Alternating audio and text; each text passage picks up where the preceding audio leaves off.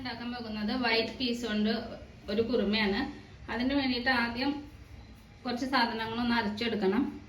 ഞാനിവിടെ 1/2 കപ്പ് തേങ്ങ ചിരകിയതെടുത്തിട്ടുണ്ട്, പിന്നെ 3 അണ്ടിപ്പരിപ്പ് എടുത്തിട്ടുണ്ട്, 1 ടീസ്പൂൺ കസ്കസ് എടുത്തിട്ടുണ്ട്, 1 ടീസ്പൂൺ പൊട്ടുകടല എടുത്തിട്ടുണ്ട്, പിന്നെ ഒരു വലിയ കഷ്ണം ഇഞ്ചി എടുത്തിട്ടുണ്ട്, 4 വെളുത്തുള്ളി എടുത്തിട്ടുണ്ട്. ഇനി ഇതെല്ലാം ഒന്ന് അരച്ചെടുക്കണം.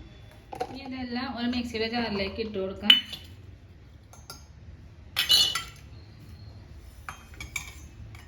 ഇനി ഇത് കുറച്ച് വെള്ളം ഒഴിച്ചിട്ട് നന്നായിട്ട് പേസ്റ്റ് ആയിട്ടൊന്ന് അരച്ചെടുക്കട്ടെ. ഇനി ഞാൻ ഇതിലേക്ക് കുറച്ച് വെള്ളം ഒഴിച്ചു കൊടുക്കുന്നുണ്ട്, എന്നിട്ട് ഇതൊന്ന് അരച്ചെടുക്കട്ടെ. ഇപ്പം ഇത് അരപ്പ് തയ്യാറായിട്ടുണ്ട്. ഇനി ഉണ്ടാക്കാൻ തുടങ്ങും. കറി ഉണ്ടാക്കാൻ വേണ്ടിയിട്ട് ഞാൻ ഇതുപോലത്തെ വെളുത്ത പീസാണ് എടുത്തിരിക്കുന്നത്. ഗ്രീൻ പീസിന്റെ വെളുത്ത കളറിലത് കിട്ടും, അതാണ് എടുത്തിരിക്കുന്നത്. ഇത് ഞാൻ രാത്രി മുഴുവൻ കുതിർത്തി വെച്ചതാണ്.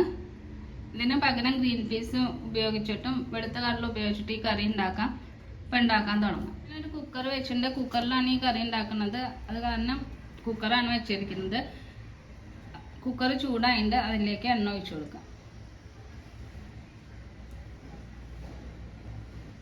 എണ്ണ ചൂടായിട്ട് അതിലേക്ക് 1 ടീസ്പൂൺ സോമ്പ്, 2 ഗ്രാമ്പു, 1 സ്റ്റാർ അനൈസ്, പിന്നെ 1 കഷ്ണം പട്ട, പിന്നെ 1 ബേ ലീഫ്, പിന്നെ 1 ഏലക്കായ ഉണ്ട്, അത് ഇതിലേക്ക് ഇട്ട് കൊടുക്കാം.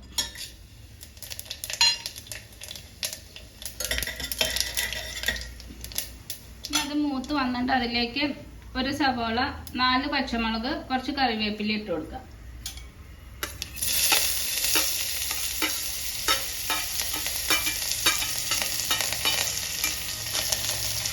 ഇനി ഇതെല്ലാം ഒന്ന് വഴറ്റിയെടുക്കാം.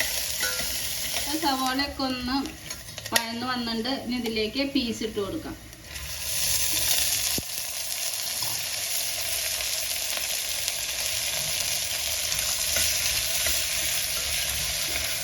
ഇതിലേക്ക് 1 തക്കാളി, ചെറിയൊരു തക്കാളിയാണ് എടുത്തിരിക്കുന്നത്, അതിട്ട് കൊടുക്കാം.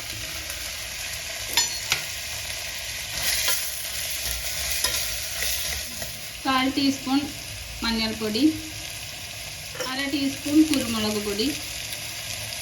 ഇതിലേക്ക് അരപ്പ് ഒഴിച്ചു കൊടുക്കാം.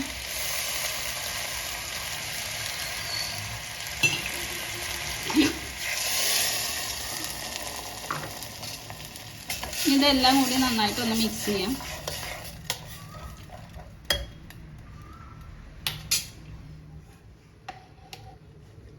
ഞാനിതിലേക്ക് 1/2 കപ്പ് വെള്ളം കൂടി ഒഴിച്ചു കൊടുക്കുന്നുണ്ട്. ആവശ്യത്തിനുള്ള ഉപ്പിട്ട് കൊടുക്കാം. ഇതെല്ലാം ഒന്ന് നന്നായിട്ടൊന്ന് മിക്സ് ചെയ്യാം.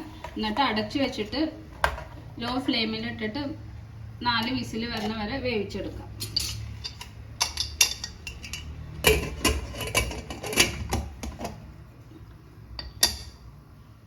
ഇപ്പോൾ ഒരു 4 വിസിൽ കൊടുത്തിട്ടുണ്ട്, പ്രഷറെല്ലാം പോയിട്ടുണ്ട്. ഇതൊന്ന് തുറന്ന് നോക്കാം.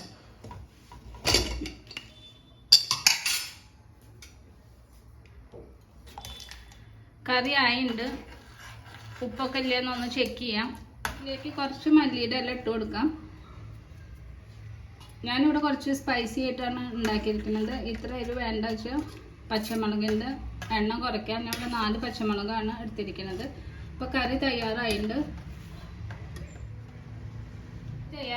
അപ്പോൾ എല്ലാവരും ഉണ്ടാക്കി നോക്കണം. ഇത് ചപ്പാത്തിയുടെ കൂടെ, പൂരിയുടെ കൂടെ, അപ്പത്തിൻ്റെ കൂടെ, പുട്ടിൻ്റെ കൂടെ എല്ലാം കഴിക്കാം. അപ്പോൾ എല്ലാവരും ഉണ്ടാക്കി നോക്കണം. ഇഷ്ടപ്പെട്ട ലൈക്ക് ചെയ്യണം, ഷെയർ ചെയ്യണം, സബ്സ്ക്രൈബ് ചെയ്യണം. Thanks for watching.